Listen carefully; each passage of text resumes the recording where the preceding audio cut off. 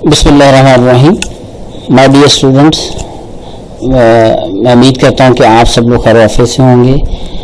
आज जो है हम मशीन लर्निंग के अंदर अगला जो टॉपिक जो है वो कवर करेंगे, वो है डिसीजन ट्री लर्निंग। ये नई स्लाइड जो है मैंने बनाई है, इसलिए मेरे पास टाइम नहीं मिल सका कि जिस तरह से पहले जो थी प्रेजेंटेशन करता था उस तरह से नहीं, मगर ये सिंपल जो है प्रेजेंटेशन मैंने रखी है इसके अंदर। तो इसके अंदर उससे पहले कि हम डिसीजन ट्री को हम फर्दर जो है वो एक्सप्लोर करना शुरू करेंगे, दुआएं हैं इंशाल्लाह आप सब लोग पढ़ लें ताकि लेक्चर जो है उसका बाकायदा आगाज़ किया जा सके। बिस्मिल्लाहिर्रहमानिर्रहीम।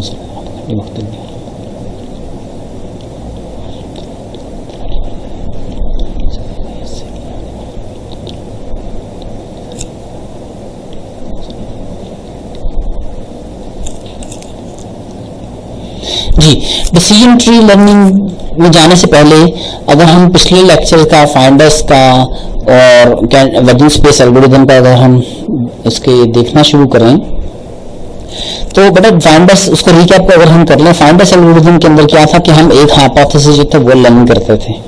ठीक है, वो एक हाइपोथेसिस जो है वो कंप्यूटेशनली ठीक होता था, मगर ये हो सकता था कि वो training example, positive training example और नेगेटिव ट्रेनिंग एग्जांपल के लिए वो एग्जिस्ट करे या ना करे।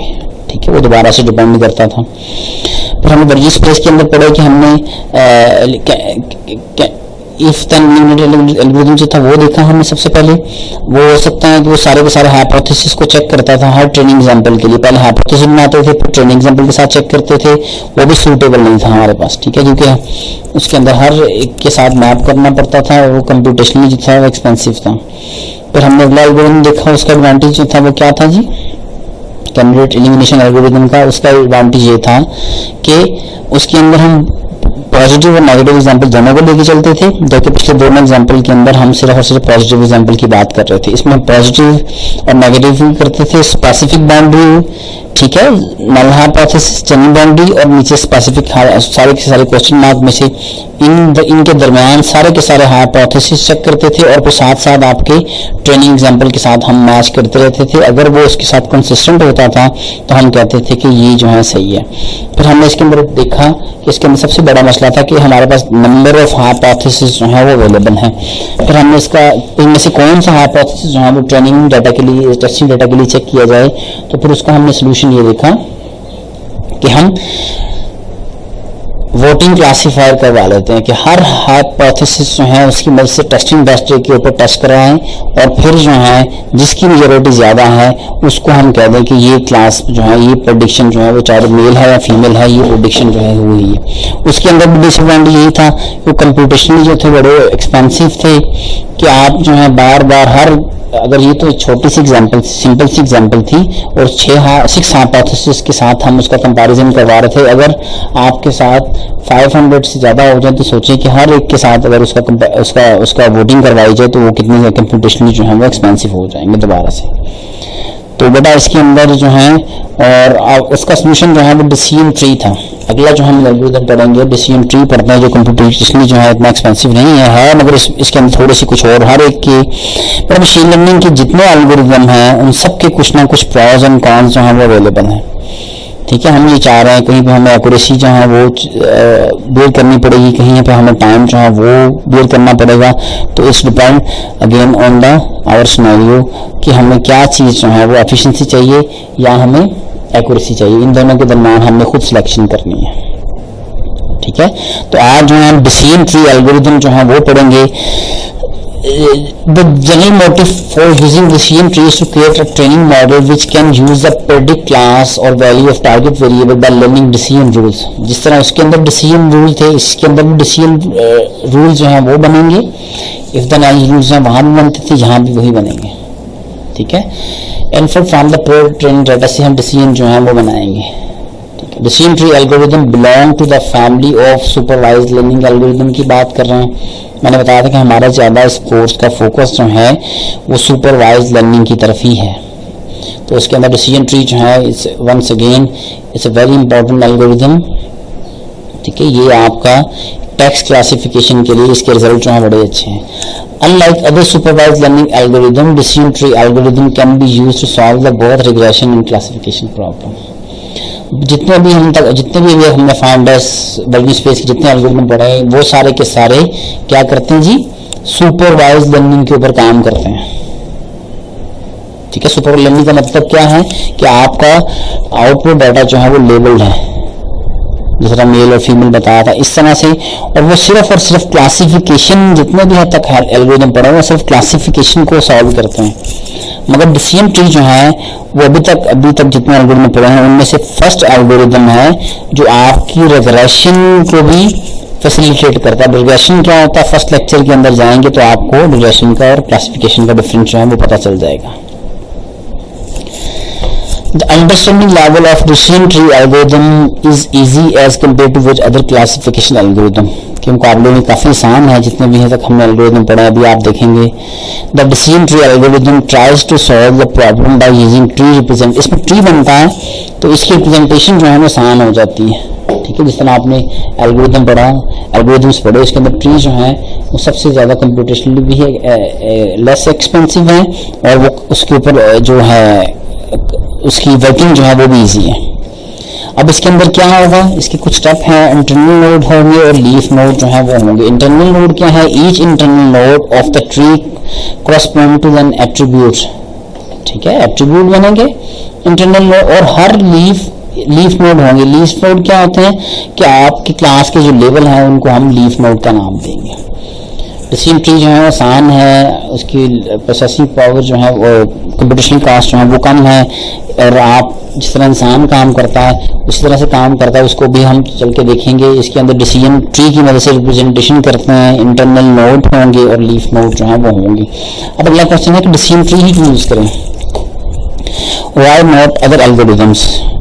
बेटा सबसे उसकी प्राइमरी रीजन है, डिसीजन ट्री जो है वो इंसानी बिहेवियर जो है, इस तरह इंसान बिहेवियर मैपिंग करता है, इस तरह से आप इंसान जिस तरह सोचता है उसी तरह से आपका डिसीजन ट्री भी उसी की अकॉर्डिंगली काम करता है। जिस तरह इंसान जो है माइंड के अंदर ये रूल सेट कर लेता है, अभी आपको एग्जांपल आएगी इससे मैं आके चल के बताऊंगा कि किस तरह से चीज़ें जो है वो हो रही होती है, इसी तरह से डिसीजन ट्री के अंदर भी ये चीज़ें जो है वो होंगी। इसलिए लिखा है decision tree often mimic the human level thinking so simple to understand the data and make some good interpretations। interpretation क्या होगी, रूल्स बनाने।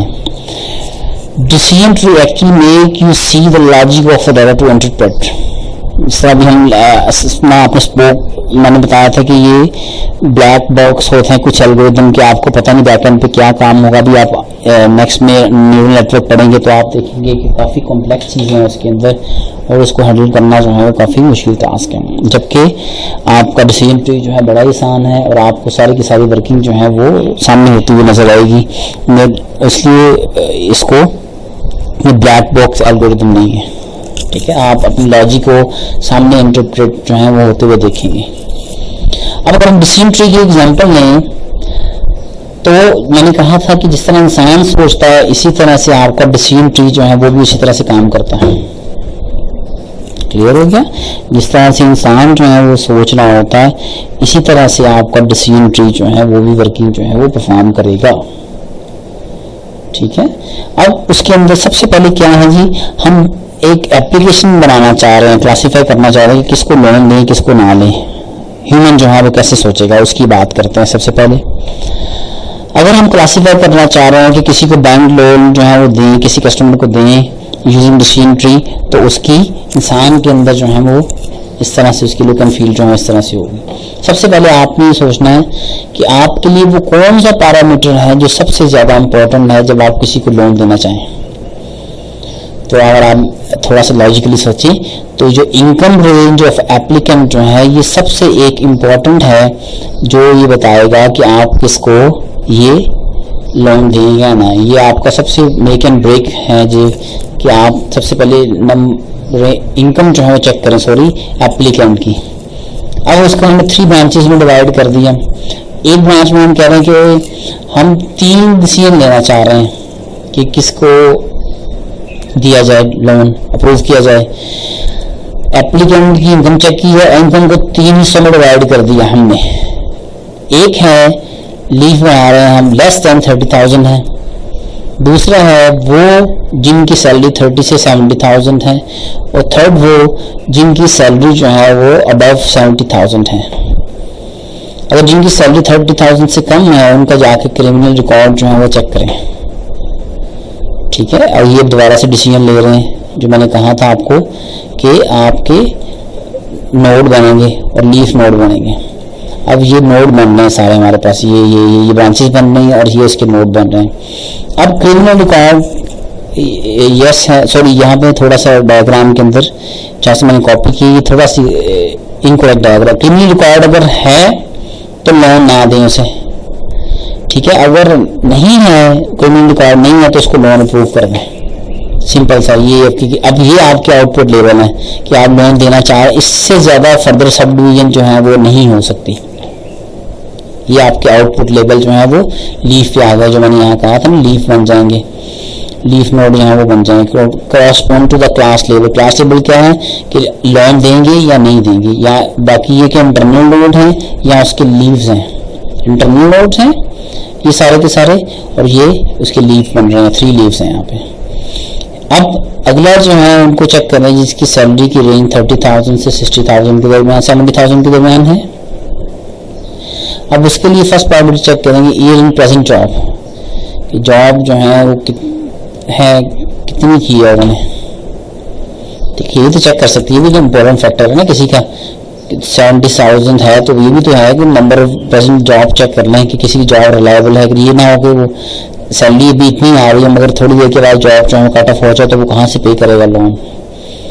अगर प्रेजेंट जॉब में से 1 साल से कम हुआ है तो उसको तो लोन नहीं देंगे हम, हमें गारंटी नहीं कि वो लोन वापस करेगा कि नहीं। एक है 1 से 5 साल है तो उसकी जाके चेक करें क्रेडिट कार्ड की पेमेंट की हिस्ट्री। हम ये कह रहे हैं अगर वो क्रेडिट कार्ड अजम्पशन कर रहे हैं कि अगर वो क्रेडिट कार्ड जो है वो सही पे कर रहा है, ठीक है, उसको टाइमली पे कर रहा है तो उसको लोन दे दो। अगर वो क्रेडिट कार्ड की पेमेंट सही टाइम पे नहीं कर रहा तो उसका मतलब है कि वो हमें लोन लेते हुए कभी तंग करेगा, हम बार बार पेमेंट में तंग करेगा तो उसको लोन ना दें। ये वही थिंकिंग है जो मैंने कहा था कि इंसान की थिंकिंग मॉमिक कर रहा है ये वाला डिसीजन ट्री। तो आप देखें कि ये सारी की सारी इंसान की डिसीजन इसी तरह से इंसान के दिमाग के अंदर ये सारे के सारे लीफ नोड और ये जो है डिसीजन जो है वो हो रहे होते हैं। डिसीजन ट्री इसलिए कहा डिसीजन की बेसिस पर ट्री बनाना इंपॉर्टेंट आ गया। सबसे ऊपर रूट नोड बनेंगे। अब less than greater than 70,000 salary है तो उसका क्रिमिनल रिकॉर्ड चेक कर लो। अगर क्रिमिनल रिकॉर्ड उसका नहीं है तो लोन ना दो, ठीक है। अगर है तो सॉरी अगर उसका क्रिमिनल रिकॉर्ड जो है नहीं है तो उसको दे दो, और उसका क्रिमिनल रिकॉर्ड जो है तो उसको लोन अप्रूव ना करो। बेटा ये सारा का सारा अगर इस सिनेरियो देखा जाए तो इसके अंदर इंसान वाली डिसीजन मेकिंग जो है, जिस तरह इंसान सोचता है, ये तो मैंने आपको एग्जांपल दिया। इसके साथ और पैरामीटर जो हैं जो भी आपके साथ अटैच जो है आप कर सकते हैं। The whole idea is to create a tree like this for the entire data and to process a single outcome at every leaf or minimize the error in every leaf, ठीक है। हम चाह रहे हैं कि एक डिसीजन ट्री जो है वो बनाया जाए सारे के सारे डाटा के ऊपर जो हमारे पास प्रीवियस इंफॉर्मेशन थी अवेलेबल उनके ऊपर, so that to process a single outcome at every leaf, ताकि हर एक आउटपुट के ऊपर एक सिंगल आउटपुट जो है आउटकम जो है वो दे सके। सही। अब अगर इसकी डेफिनेशन देखिए, फॉर्मल डेफिनेशन डिसीजन ट्री की, तो वो ये है, अब decision tree is a tree where each node represent a feature, जिसको हम एट्रीब्यूट का नाम दे रहे हैं। यहाँ पे देखें कि फीचर बन सकते हैं ये सारे के सारे, यही बात कही है कि फीचर एट्रीब्यूट बन जाएंगे। Each link branch represent a decision, यहाँ पे डिसीजन बनेगा, इफ एल्स रूल बनेगा। If income range is greater than less than 30 do this, check if criminal record is yes no proof. इस तरह से ये रूल जो है वो बनेंगे, यही लिखा हुआ है। हर लिंक जो है, हर ब्रांच जो है, इसकी हर ब्रांच जो है एक नया रूल जो है वो बना रही है। ये एक ब्रांच, एक ब्रांच, एक ब्रांच, 3 ब्रांचेज यहाँ बनी, ये लिखा हुआ each link represent a decision rule and each leaf represent an outcome, और इसका हर लीफ जो है ये देखें ये इसका क्या है, इसकी आउटकम बता रहा है, लोन दें या ना दें, नो यस यस। ये सारे के सारे क्या हैं, लीफ नोड है जिसकी फर्दर एक्सपेंशन जो है नहीं हो सकती, या दूसरे वर्ड में जिसके साथ आपके आउटपुट लेबल जो है एसोसिएट हो जाएं तो वो आपकी क्या हो जाएंगी जी, लीफ की रिप्रेजेंटेशन हो जाएगी, जिसको हम आउटकम कह रहे हैं। और आउटकम जो है वो आपकी कैटेगोरिकल भी हो सकती है और डिस्क्रीट जो है कॉन्टिन्यूस जो है वो भी हो सकती है। चलिए अब एल्गोरिथम के ऊपर स्विच करें। जिस तरह से पहले मैं आपको सूडो कोड बताता रहा हूँ, ये भी इसके सूडो कोड जो है वो लिखा हुआ है। Place the best attribute of the data set at the root. सबसे पहले क्या करना है, डाटा सेट के अंदर जो सबसे ज्यादा इंपॉर्टेंट वेटेज का एट्रीब्यूट है उसको हमने सेलेक्ट करना है, उसको रूट नोड बनाएंगे जो हमने यहाँ पे सेलेक्ट किया है। तो सबसे इंपॉर्टेंट पैरामीटर तो ये तो नहीं बन सकता ना, मेक क्रेडिट कार्ड पेमेंट, ये सारे के सारे इसके ऊपर डिपेंडेंट है। ईयरिंग प्रेजेंट जो है ये भी इसके ऊपर डिपेंडेंट है। क्रिमिनल रिकॉर्ड जो भी इसका मतलब है कि ये इनकम रेट जो है ये इस एप्लीकेशन के अंदर, लोन एप्लीकेशन के अंदर मोस्ट सूटेबल है रूट नोड बनने के लिए। वो बना लिया। Split the training set into the subsets. Training set को सबसेट के अंदर स्प्लिट कर दें। Subset should be made in such a way that each subset contains data with the same value of N attribute.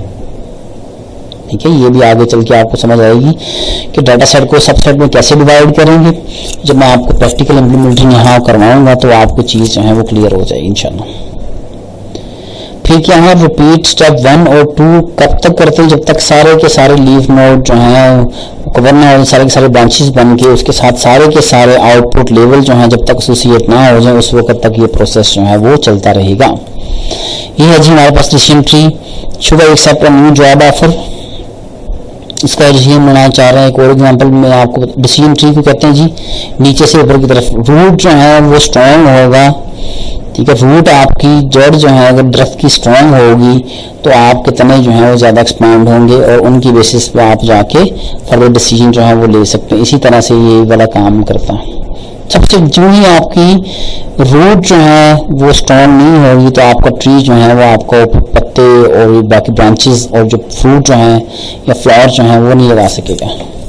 इसलिए आपका root node जो है वो इम्पोर्टेंट है इसके अंदर। ये उसकी सूडो कोड लिखा हुआ, सैलरी एटलीस्ट 50,000 है। मैं प्रॉब्लम क्या थी, should I accept new job offer और नॉट, एक्सेप्ट करूँ या ना करूँ। सैलरी अगर मैं सबसे पहले रूट नोड डिसाइड करता हूँ, सैलरी एटलीस्ट 50,000 है तो इसको नोट बना लेता हूँ कि सबसे मेरे लिए इम्पोर्टेंट है कि मेरी सैलरी जो है वो इम्पोर्टेंट है मेरे लिए। अगर सैलरी मेरी एटलीस्ट 50,000 नहीं है तो मैं डिक्लाइन कर दूंगा। ये मेरा आउटपुट लेवल आ गया कि मैं जॉब नहीं करूँगा, लीव से जॉब नहीं करूँगा। ये देखिए ग्रीन और यहाँ पे भी दिया हुआ। अब ये सारे के सारे डिसीजन नोड्स बन रहे हैं यहाँ पे। ये सारे के सारे क्या डिसीजन नोड, ये भी डिसीजन नोड है, ये भी डिसीजन नोड है। उसके साथ आउटपुट लेवल जो है वो एसोसिएट से हम रूट नोड कह रहे हैं, सॉरी लीफ नोड कह रहे हैं, यहाँ पे दिए हैं। अब अगर मेरी सैलरी ग्रेटर देन 50,000 है तो मैं चेक करूँ कि मुझे 1 घंटा काम करना पड़ता है या उससे ज्यादा। अगर मुझे 1 घंटे से ज्यादा काम करना पड़ रहा है तो मैं ऑफर डिक्लाइन कर लेता हूँ। ठीक है, इस तरह इंसान सोचता है, इसी तरह से भी डिसीजन ट्री काम कर। अगर मुझे 1 घंटे से कम काम करना पड़ रहा है तो मैं ये चेक करूंगा कि कॉफी फ्री ऑफर होती है कि नहीं। और कॉफी फ्री ऑफर होती है तो मैं एक्सेप्ट कर लूंगा, वरना मैं ऑफर को डिक्लाइन कर दूंगा। अब ये सारे के सारे जो ग्रीन के अंदर है ये लीफ नोड्स हैं और ये सारे के सारे आपके ब्लू जो हैं ये डिसीजन नोड है और यहाँ पे आपका रूट नोड जो है ये बना रहा है। ये 3 चीजें जो है डिसीजन ट्री के अंदर इंपॉर्टेंट है, डिसीजन नोड्स, रूट नोड्स और लीफ नोड्स। अब एल्गोरिथम जो है वो 2 तरह से बन सकते हैं डिसीजन ट्री के लिए, एक है कार्ट और एक है ID3। कार्ट क्या है, stand for classification and regression tree. अभी हम रिग्रेशन की बात नहीं कर रहे, इसलिए इसके अंदर अब ये सिलेक्ट करना है कि कौन सा एल्गोरिथम जो है बेशुमार अवेलेबल है, कौन सा एल्गोरिथम जो है सिलेक्ट किया जाए डिसीजन ट्री के लिए। तो उसके लिए 2 एल्गोरिथम है, cart and ID3, classification regression tree. इसमें आपकी मिक्स पैरामीटर होते हैं, रिग्रेशन की वैल्यू भी आ सकती है फाउंड के अंदर और क्लासिफिकेशन अब भी मिक्स है। और ये जीनी इंडेक्स की बेसिस के ऊपर आपका रूट नोड जो है सिलेक्ट करता है। इनमें डिफरेंस क्या है, ये आपके रूट नोड जो है वो मैथमेटिकली किस तरह सिलेक्ट करते हैं। दूसरा है ID3, इंटरेक्टिव डाइकोटोमिजर 3 एल्गोरिथम। ठीक है, ID3 एल्गोरिथम यूजेस क्या करता है, एंट्रोपी फंक्शन यूज करता है और इंफॉर्मेशन गेन मैट्रिक्स यूज करता है अपना रूट नोड और एट्रीब्यूट में सिलेक्ट करने के लिए। और ये सारे का सारा क्लासिफिकेशन के लिए प्योरली, और इसे हम इसलिए ID3 एल्गोरिथम जो है वो यूज करेंगे। क्लासिफिकेशन यूजिंग ID3 एल्गोरिथम, अब इसके लिए हम इसकी प्रैक्टिकल इम्प्लीमेंटेशन के लिए हम एक फेमस डाटा सेट जो है वो लेंगे मशीन लर्निंग का, which is weather data set है। वेदर डाटा सेट अगर आप गूगल पे लिखेंगे तो आपको वो सामने आ जाएगा। जो क्या करता है वो बताता है कि गेम आप यस पे करें या नो करें वेदर की कंडीशन की बेसिस के ऊपर। ये है हमारा वेदर डाटा सेट। इसके अंदर 1 2 3 4 जो है वो इनपुट एट्रीब्यूट्स हैं और प्ले का मतलब क्या है कि आउटपुट लेवल गिवन है क्लास का। आउटलुक के अंदर पॉसिबल वैल्यू जो है सनी, ओवरकास्ट और रेनी है। टेम्परेचर के अंदर क्या हॉट, माइल्ड और कूल। ह्यूमिडिटी क्या है हाई और नॉर्मल। 2 वैल्यू है, इसकी 3 है, इसकी भी 3। विंडी की कितनी है, या ट्रू है या फॉल्स है। और आउटपुट क्लास की वैल्यू भी क्या है बाइनरी है। हम खेल सकते हैं कि नहीं, वेदर कंडीशन अगर ये है तो हम नहीं खेल सकते या खेल सकते हैं। ये आईडी आपका डाटा सेट है। 4 वैल्यूज हैं इनपुट एट्रीब्यूट्स की जो मैंने बता दिया, एक्स के साथ रिप्रेजेंट कर रहे हैं। कैटेगोरिकल वैल्यू है और एक आउटपुट लेवल है वाई यस और नो के नाम से। अब अगर आप देखिए तो बाइनरी क्लासिफिकेशन की टास्क है यस और नो। बाइनरी का मतलब है कि यस और नो के फॉर्म में बाइनरी क्लासिफिकेशन की टास्क है। उसके लिए ID3 एल्गोरिथम जो है वो बेस्ट सूटेबल है। To create tree we need to have a root node first and we know that nodes are features. सही कि फीचर में से हमने रूट नोड जो है सिलेक्ट करना है और बेस्ट रूट नोड जो है, जो बेस्ट नोड होगा उसे हम रूट नोड का नाम देंगे इंशाल्लाह। अब ये कैसे कैलकुलेट करेंगे, इनमें से जो 4 एट्रीब्यूट गिवन थे आउटलुक, टेम्परेचर, ह्यूमिडिटी, विंडी, इनमें से कौन सा एल्गोरिथम कौन सा एट्रीब्यूट जो है वो हम चूज करें। Either it is outlook, temperature, humidity और विंडी। ठीक है। Determine the attribute that best classifies the training data. ये मैंने पहले बताया था कि जो मोस्ट इंपॉर्टेंट है आपका, या जो आपके एट्रीब्यूट वैल्यू को, डाटा सेट की वैल्यू को डिटरमिन कर रहा है ट्रेनिंग डाटा के अंदर, उसे रूट नोड ले लें, इसको रूट नोड बनाएं और इस स्टेप को बाकी सारे के सारे एट्रीब्यूट हैं उसके साथ ब्रांचेज जो है वो बनाना शुरू कर दें। इसका मतलब क्या है, we are performing a top down greedy search through the space of possible decision tree. मैंने बताया था कि लर्निंग क्या है, ये सर्चिंग प्रॉब्लम। तो इसके अंदर सर्चिंग जो है वो क्या हो रही है, टॉप डाउन ग्रीडी सर्च की मदद से हो रही है। ठीक है। ये आपकी डिजाइन एनालिसिस एल्गोरिथम की टास्क है कि टॉप डाउन ग्रीडी सर्च क्या होती है। कोई भी आप इंटरनेट से सर्च कर सकते हैं, तो ज़रूर इसके साथ सर्च करके देखिए कि how top down greedy search जो है वो वर्क्स। बेस्ट एट्रीब्यूट जो है वो कैसे सिलेक्ट करेंगे, वो इंफॉर्मेशन गेन जो है, जिसका इंफॉर्मेशन गेन जो है वो हाईएस्ट होगा उसको हम रूट नोड जो है वो बनाएंगे। अच्छा, एंट्रोपी क्या होती है जी, जहाँ मैंने अभी बात की थी कि आपके ID3 के अंदर एंट्रोपी जो है वो यूज करते हैं। सॉरी एंट्रोपी क्या होती है, to define information gain precisely we begin by defining a measure commonly used in information theory called entropy that characterizes the purity or impurity of an arbitrary collection of example। कि हम information gain जो है वो करेंगे और check करेंगे कि आपकी कौन से एट्रीब्यूट जो है वो प्योर है या इम्प्योर है, उसकी बेसिस के ऊपर हम क्लासीफाई किया करेंगे उसकी फर्दर एक्सप्लोर रूट को। अब ये है जी एंट्रोपी की फार्मूला। एंट्रोपी क्या है, mathematical formula is a measure of amount of uncertainty in the data set S के अंदर, जिसका फार्मूला ये है H of S entropy of S is equal to summation of C of capital C.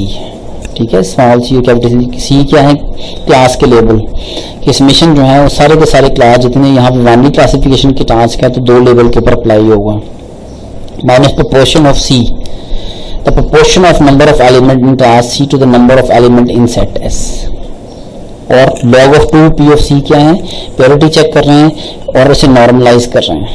The current S क्या है जी, data set, C क्या है, number of classes और proportion of the number of element in the class C। ठीक है। उसके बाद for binary classification problem if all the examples are positive or all the examples are negative then the entropy will be 0। अभी आपको भी चल के पता चलेगा ये एंट्रोपी जो मैं कह रहा हूँ कि अगर सारी की सारी पॉजिटिव हैं या सारी की सारी नेगेटिव हैं तो आपकी एंट्रोपी जो है वो क्या होगी, 0 होगी। 0 का मतलब है कि एंट्रोपी लोएस्ट है। अगर हाफ जो है पॉजिटिव एग्जाम्पल हैं और हाफ जो है वो नेगेटिव एग्जाम्पल हैं तो आपकी एंट्रोपी जो है 1 होगी, जिसका मतलब है कि हाईएस्ट। ठीक है। एंट्रोपी जो है 0-1 के दरमियान एग्जिस्ट किया करेगी, और जहाँ तो वो 0 होगी, अगर सारे के सारे एग्जाम्पल पॉजिटिव हैं या सारे के सारे नेगेटिव हैं तो आपकी एंट्रोपी 0 होगी।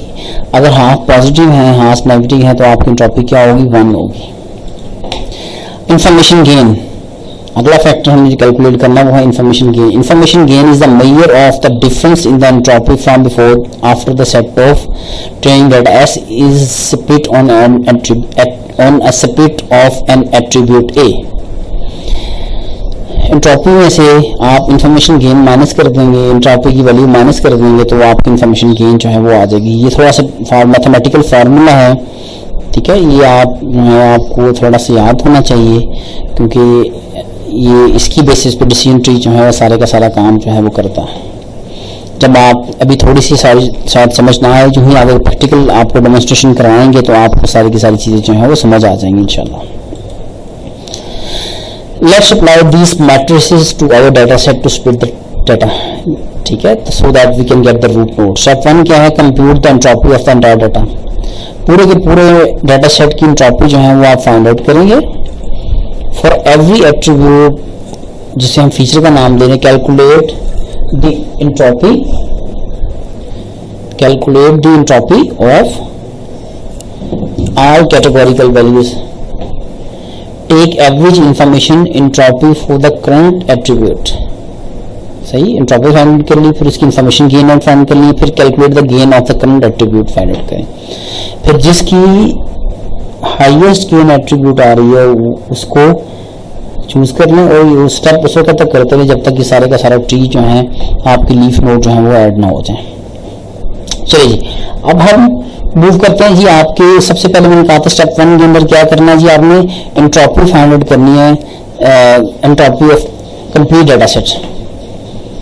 अब कंप्लीट डाटा सेट के अंदर एंट्रोपी का फार्मूला ये है। अब यहाँ पे क्लासेस कितनी, बाइनरी क्लास में यस और नो क्लासेस हैं। अब हमारे पास 14 इंस्टेंसेस थे, अगर आप डाटा के ऊपर जाएं तो उसके अंदर 14 इंस्टेंस हैं ये वाले, और उसके अंदर 9 जो है पॉजिटिव हैं और 5 जो है वो नेगेटिव एग्जाम्पल है, यस और no. Out of 14 instances, total 14 instances हैं हमारे पास, 9 are classified as positive yes and 5 are negative which is no. अब probability of proportion of yes कितनी है जी, 9 डिवाइड बाई 14 करेंगे, multiply by log of 2, 9 divide by 14 normalise करेंगे तो आपकी प्रोपोर्शन ऑफ यस जो है इस डाटा सेट के अंदर ये आ जाएगी 0 विच इज 0.41, और प्रोपोर्शन ऑफ नो जो है -5 डिवाइड बाई 14, 5 नेगेटिव की है, divide by total number of instances और लॉग लेंगे तो इसकी वैल्यू जो है 0.53 जो है वो आ जाएगी। अब इन दोनों को एडअप कर दें तो आपकी पूरे के पूरे डाटा सेट की एंट्रोपी जो है वो आ जाएगी विच इज 0.94। स्टेप 1 कंप्लीट हो गया हमारा। अब हर एक के लिए कैटेगोरिकल वैल्यू जो है एंट्रोपी फॉर सेटअप के अंदर क्या था जी, कैलकुलेट करें entropy for all categorical features. ठीक है, आप क्या करनी है जी, इंफॉर्मेशन गेन जो है एंट्रोपी जो है वो कैलकुलेट करनी है हर एक के लिए, हर फीचर के लिए। अब नंबर 1 फीचर है हमारे पास आउटलुक। अगर आप आउटलुक के ऊपर जाकर देखें तो उसकी 3 पॉसिबल वैल्यू हैं, सनी, ओवरकास्ट या रेनी। मैं आपको दिखा देता हूँ। आउटलुक है तो उसकी पॉसिबल वैल्यू है सनी, ओवरकास्ट और रेनी। ठीक है, यही मैंने इसकी 3 यहाँ पे डिफाइन कर दिया ताकि आपको हमें बार बार पीछे ना जाना पड़े। अब जब सनी है तो उसकी आउटपुट 2 पॉजिटिव लेवल यस आ रहे हैं और 3 जो है वो नेगेटिव आ रहे हैं। ये देखें, जब आउटपुट सनी है तो 2 पॉजिटिव हैं, सनी है तो 2 ये भी पॉजिटिव है, सनी है पॉजिटिव है, बाकी सारे के सारे 3 जो है वो सनी नेगेटिव और सनी जो है वो नेगेटिव, 3 नेगेटिव। टोटल हमारे पास 5 इंस्टेंसेस हैं सनी के, 1 2 3 4 और 5। उसमें से आपके 2 जो है वो पॉजिटिव हैं ये, और बाकी सारे के सारे नेगेटिव हैं। वो मैंने यहाँ पे लिस्ट ऑन कर दिए। यहाँ पे देखें सनी के मैंने कहा डाटा को स्प्लिट कर देना सबसेट के अंदर। अब ये डाटा को सबसेट के अंदर स्प्लिट कर रहा हूँ मैं। सनी है, 2 पॉजिटिव है, 3 नेगेटिव है। इस तरह आउटलुक की वैल्यू जब ओवरकास्ट है, आउटलुक की वैल्यू जब ओवरकास्ट है, ठीक है, यस है, यस है, यस है और यस है। यहाँ पे मैंने सारे के सारे उसकी डिवीजन कर दी और यहाँ पे लिखते सारे के सारे यस कर दी। इसी तरह से आउटलुक की वैल्यू जब रेनी है तो 3 आउटपुट लेवल जो है यस है और 2 जो है वो नेगेटिव है। दोबारा से देखते हैं, आउटलुक की वैल्यू जब रेनी है, आउटलुक की वैल्यू जब रेनी है 3 पॉजिटिव है, ये देखिए पॉजिटिव पॉजिटिव, ये नेगेटिव और पॉजिटिव 3 पॉजिटिव हो गए और ये 9, 4 में से 2 पॉजिटिव हैं और 2 जो है वो क्या है, सॉरी 5 में से 3 जो है वो पॉजिटिव हैं और 2 जो है वो नेगेटिव हैं। अब अगला स्टेप करना है जी, सबसे पहले एंट्रोपी फाइंड आउट करें। सनी के कितने इंस्टेंसेस हैं? 2 5 हैं टोटल, 2 पॉजिटिव हैं और 3 नेगेटिव हैं। ये कर लिया 2 divided positive, proportion of positive minus proportion of negative, multiply पे लॉग करेंगे तो नॉर्मलाइज करेंगे तो उसकी वैल्यू 0.971 आ गई। आउटलुक के लिए मैंने बताया था कि जब सारे के सारे पॉजिटिव होंगे तो आपकी एंट्रोपी में पॉजिटिव होंगे या नेगेटिव होंगे तो एंट्रोपी की वैल्यू हमेशा 0 आएगी। वो हमें कैलकुलेट करने की जरूरत नहीं, वो 0 लिख दी हमने। जब आपकी आउटलुक की वैल्यू जो है जब रेनी है तो 3 पॉजिटिव है 2 नेगेटिव है, 0.97 वो आ गई। ये देखिए 0.97। अब एवरेज एंट्रोपी लें, टोटल कितने हैं हमारे पास? 5 सनी के हैं। टोटल कितने हैं हमारे पास डाटा सेट के अंदर? इंस्टेंस 14 मल्टीप्लाई बाय उसकी वैल्यू से करें 0.97 सनी की तो ये आ गए, प्लस 4 जो है आवर कास्ट के हैं divide by total number of data set instances which is 14 multiply by entropy 0 करेंगे तो 0 आ जाएगा। 5 रेनी की हैं divide by total number of instance 14 multiply by 0.971 तो ये इसकी एंट्रोपी आ गई, एवरेज नंबर। अब इंफॉर्मेशन गेन क्या है?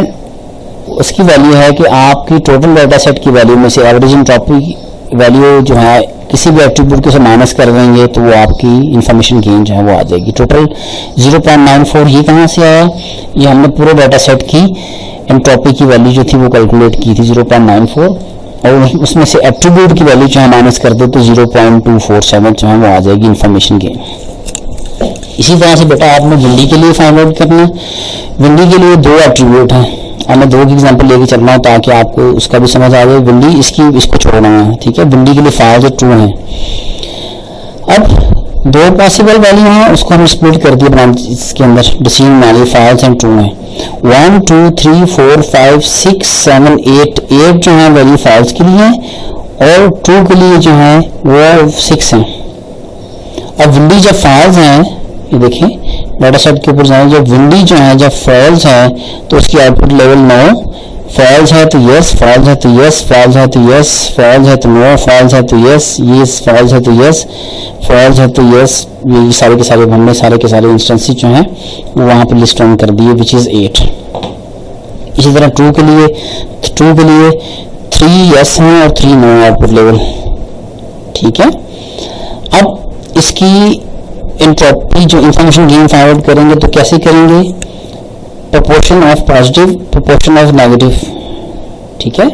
फॉल्स की क्या है? विंडी फॉल्स है तो इसमें कितने यस हैं? 1 2 3 4 5 6 यस हैं divide by 8 total number of false cases, minus 2 negative हैं, टोटल जो है वो 8 हैं, उसका लॉग लेंगे तो ये आ जाएगा।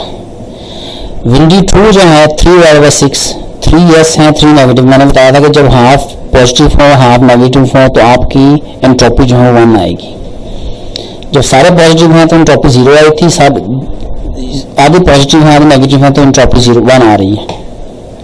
एवरेज एंट्रोपी लें बेटा, 8 है divide by 14 total number of data set instances multiply 0.811 करेंगे, इससे साथ मल्टीप्लाई कर देंगे, प्लस 6 ये हैं 14 जो है टोटल नंबर डाटा सेट के अंदर इंस्टेंसेस है मल्टीप्लाई 1 करेंगे तो आपकी, अब इसको एंट्रोपी पूरे डाटा सेट की में से इसको एवरेज एंट्रोपी को माइनस कर दें तो ये इंफॉर्मेशन गेन आ गई है किसकी? विंडी की। इसी तरह से बेटा आपने ह्यूमिडिटी और टेम्परेचर की भी आपने कैलकुलेट करनी है। कैलकुलेट करने के बाद ये देखिए आपकी इंफॉर्मेशन गेन जो है वो आ गई, जिसकी बेटा इंफॉर्मेशन गेन हाईएस्ट आई है। अब इंफॉर्मेशन गेन जो है वो आउटलुक की हाईएस्ट आई, जैसे मैंने कर दिया ऐसे हाईलाइट 0.24, ये जो है ये आपका रूट नोड बन जाएगा। क्या बन जाएगा? ये आपका रूट नोड के लिए क्लासीफाई हो जाएगा, ठीक है। अब आउटलुक की 3 पॉसिबल वैल्यू थी, सनी, ओवरकास्ट और रेन। जब आउटलुक की वैल्यू ओवरकास्ट है तो ये देखिए आउटलुक की वैल्यू ओवरकास्ट है तो सारे के सारे इंस्टेंसेस जो है यस हैं, इसका मतलब इसकी फर्दर डिवीजन नहीं हो सकती। अब ये इसके साथ उसका आउटपुट लेवल जो है वो आ गया इसको। अब ये दो सनी और रेनी जो है इनकी फर्दर स्प्लिटिंग जो है हो सकती है, मैंने कहा था उस वक्त तक रन करते रहे जब तक डाटा सेट की फर्दर स्प्लिटिंग जो है वो होती रहे। अब इसकी यस सारी की सारी यस है तो उसे फर्दर एक्सपैंड नहीं करेंगे। अब फर्दर स्प्लिटिंग जो है किसकी होगी डाटा सेट की, सनी के लिए और रेन के लिए। ये बेटा मैंने आपके टेम्परेचर की बेसिस के ऊपर ये सारे पॉसिबल वैल्यूज हैं और इसके कितने आउटपुट डाटा सेट की डिवीजन कर दी है, कितने पॉसिबल वैल्यूज हैं, वही वाला फार्मूला जो हमने पीछे कैलकुलेट किया है उसी की मदद से इसको कैलकुलेट करें। ह्यूमिडिटी के लिए, टेम्परेचर के लिए, विंडी के लिए। अब जब ये कर लिया सबकी इंफॉर्मेशन गेन जो है मैंने कैलकुलेट कर ली। अब ह्यूमिडिटी आया है तो ह्यूमिडिटी को लेफ्ट साइड पे ऐड कर दें 0.979। ठीक है, ह्यूमिडिटी जो है वो सिलेक्ट हो जाएगी, ह्यूमिडिटी जो है वो यहाँ पे सिलेक्ट होना शुरू हो जाएगी। अब उसकी पॉसिबल वैल्यू जो है नॉर्मल हाई है और उसके साथ आउटपुट उनकी। अब ये प्योर लीव है, यस ये भी प्योर लीव है, ये भी प्योर लीव है, ये भी प्योर लीव है। इससे ज्यादा फर्दर एक्सपेंशन जो है वो नहीं हो सकती। इसकी फर्दर एक्सपेंशन जो है वो रिक्वायर्ड है, रेनिंग की फर्दर एक्सपेंशन जो है वो क्या है, रिक्वायर्ड है। अब इसको भी कैलकुलेट कर देंगे तो आपका डिसीजन ट्री का ये वाला जो है वो बन जाएगा, फाइनल डिसीजन ट्री जो है वो ये बन जाएगा। ठीक क्लास, अभी तक हमने डिसीजन ट्री देखा है क्यों जरूरी है, किस तरह से काम करता है, इसकी इंपॉर्टेंट, फिर हमने एंट्रोपी और इंफॉर्मेशन गेनिंग फिर हमने 2 एल्गोरिथम देखे, कार्ट रिग्रेशन और सॉरी कार्ट एंड ID3। फिर हमने ID3 जो है चूज किया, उसके जो मैथमेटिकल इक्वेशंस हैं उसको हमने एंट्रोपी और इंफॉर्मेशन गेन को कैलकुलेट किया, उसकी मदद से हमने एग्जांपल लेके पूरे के पूरे डाटा सेट के ऊपर रन करके ये आपकी एक आउटपुट जो है वो बना दी हमने। क्लियर हो गया? तो ये हमारे पास उस प्रॉब्लम के लिए एक डिसीजन ट्री जो है वो आया। अब इसके अंदर बेटा एक प्रॉब्लम है, वो प्रॉब्लम है ओवर फिटिंग की। ओवर फिटिंग क्या होता है कि आपका मॉडल जो है एक इस वक्त ऐसी स्टेज आए कि उसके ऊपर उसकी एक्यूरेसी जो है वो फर्दर इंप्रूव ना हो सके या एक्यूरेसी जो है वो डिक्लाइन करना शुरू कर दे। It's depending on number of factor, उसे हम ओवर फिटिंग का नाम देते हैं। क्या है जी ओवर फिटिंग डिसीजन ट्री? हम अपने डिसीजन ट्री को इतना एक्सपैंड कर दें, इतना एक्सपैंड कर दिए तो एक सिंपल सा डिसीजन ट्री था ना 4 एट्रीब्यूट्स के लिए, कि एक इतना एक्सपैंड कर दें कि उसकी नंबर ऑफ ब्रांचेस लेट से 500,000 हो जाती है, तो सिंपल सा है ना, 5,000 हो जाती है, 50,000 हो, तो वहां से आपके रूट नोड तक जो है उसकी ट्रैवर्सेस जो है वो पॉसिबल ना हो और वो अपने फर्दर डिसीजन ना कर सके, उसको हम ओवरफिटिंग का नाम देते हैं। ओवरफिटिंग को हम 2 तरह से प्रॉब्लम को सॉल्व कर सकते हैं, प्री प्रूनिंग और पोस्ट प्रूनिंग। प्री प्रूनिंग क्या होती है जी? In pre pruning it stop the tree construction bit early. ठीक है, हम उसे एक्सपैंड नहीं करते फर्दर, हम एक पॉइंट पर जाके उसकी एक्सपेंशन जो है वो रोक देते हैं। हम कहते हैं इससे ज्यादा जाके और ट्री जो है एक्सपैंड नहीं करेंगे। It is perfect to not to split a node if it is goodness measure is below a threshold. अब इसके अंदर थ्रेशोल्ड जो है वो सिलेक्ट कर लेते हैं, थ्रेशोल्ड से ज्यादा हम इस ट्री को एक्सपैंड नहीं करेंगे। मगर इसके अंदर भी ये प्रॉब्लम है कि हम कैसे बनाएं कि थ्रेशोल्ड की वैल्यू जो है हम कहाँ तक रखें और कहाँ पे जाके हमें स्टॉप होना है, ये प्रॉब्लम है। पोस्ट प्रूनिंग है, पोस्ट प्रूनिंग के अंदर क्या है कि ब्रांचेस बनाते जाओ और हर ब्रांच से जाके उसकी क्रॉस वैलिडेशन चेक करो कि वो पीछे वापस जा सकता है कि नहीं जा सकता। अगर वापस जा रहा है तो उसको एक्सपेंड करते जाओ और नहीं जा रहा तो वहां से उसे रोक लो, उसकी फर्दर एक्सपेंशन ना करो। अगर उसकी इंप्रूवमेंट आ रही है परफॉर्मेंस के अंदर तो उसको एक्सपेंड करते रहो, but if it show a reduction in the accuracy, अगर उसकी एक्यूरेसी कम हो रही है तो उसको एक्सपेंड करना जो है वो छोड़ दो। ठीक है, इसे leave the node should be also converted to a leaf node. सही, अब ये आपकी दोनों और फिटिंग बता दिया, प्री प्रूनिंग प्रोसेस। और डिसीजन ट्री जो है उसके एडवांटेज और डिसएडवांटेज जो है क्या है। आसान है, जिस तरह इंसान सोचता है उसी तरह से सोचता है। उसकी विजुअलाइजेशन जो है उसके सारे के सारे आपके मैंने बताया था ब्लैक बॉक्स नहीं है, आपको सामने की सारी लॉजिक जो है आपके सामने जो है वो होती हुई नजर जो है वो आएगी। जबकि इसके डिसएडवांटेज क्या है, ओवर फिटिंग जो है वो एक बहुत बड़ी इसके अंदर प्रॉब्लम है। सारे के सारे एल्गोरिथम जितने मशीन लर्निंग के अवेलेबल है उन सब में ओवर फिटिंग की प्रॉब्लम जो है वो एग्जिस्ट कर रही है। ठीक है, ये एक जनरल प्रॉब्लम है, सारे के सारे एल्गोरिथम के साथ है। मशीन लर्निंग के लो प्रेडिक्शन दिखाता है as compare to the other algorithms. ठीक है।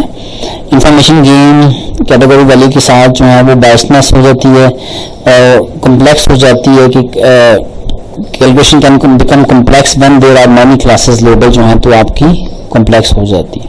तो बेटा आज जो है हमने डिसीजन ट्री जो है वो पढ़ा, जिसके अंदर हमने उसके फायदे पढ़े, उसके एरर पढ़े, उसकी कैलकुलेशन जो है वो सारी की सारी पढ़ी। तो मैं उम्मीद करता हूँ कि इंशाल्लाह ये लेक्चर जो है आप सबको क्लियर होंगे और आप इसकी प्रैक्टिस जो है ज़रूर करें। ठीक है, ये जो मैंने 2 एट्रीब्यूट आपके लिए छोड़े थे कि आप इसकी कैलकुलेशन जो है वो खुद करें, ह्यूमिडिटी और टेम्परेचर की, ताकि आपको इंफॉर्मेशन गेन जो है कैलकुलेट जो है वो करना आए। ठीक है, तो आज के लेक्चर के लिए इतना ही।